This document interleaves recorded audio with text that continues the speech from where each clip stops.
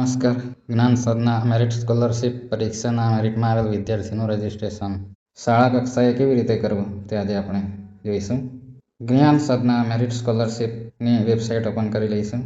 એટલે આ પ્રકારની સ્ક્રીન આવશે. વિદ્યાર્થી રજિસ્ટ્રેશન પર ક્લિક કરવું. અહીં રજિસ્ટ્રેશન હિયર પર ક્લિક કરશો એટલે આવી સ્ક્રીન આવશે. ટીચર કોડમાં પ્રિન્સિપલ કે ટીચરનો કોડ દાખલ કરવાનો રહેશે. ત્યારબાદ સેન્ડ ઓટીપી પર ક્લિક કરવું.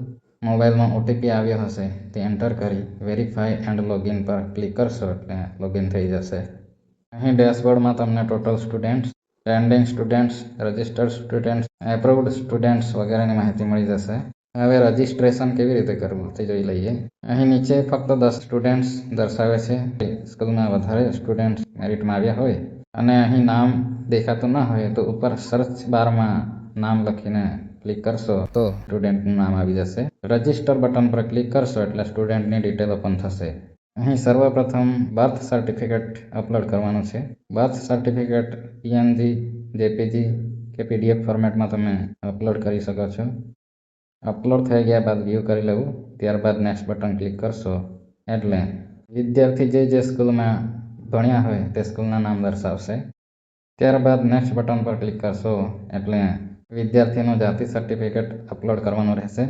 અહીંથી હું જાતિનું સર્ટિફિકેટ પણ અપલોડ કરી લઉં છું. આ રીતે જાતિનું સર્ટિફિકેટ અપલોડ થઈ ગયા બાદ નેક્સ્ટ બટન પર ક્લિક કરવું. હવે અહીં સબમિશન પહેલાં વિદ્યાર્થીનો કોન્ટેક્ટ અને પાસવર્ડ સેટ કરવાનો રહેશે. સર્વપ્રથમ પેરેન્ટ્સ મોબાઈલ નંબરમાં વાલીનો મોબાઈલ નંબર દાખલ કરી લેવો. ત્યારબાદ સેન્ડ ઓટીપી ક્લિક કરશો એટલે વાલીના મોબાઈલમાં ઓટીપી જશે. એ ઓટીપીને અહીં દાખલ કરી લેવાનો રહેશે. ત્યારબાદ વેરીફાઈ પર ક્લિક કરવું. મોબાઈલ નંબર વેરીફાઈ થઈ જાય ત્યારબાદ તમે પાસવર્ડ સેટ કરી શકો છો.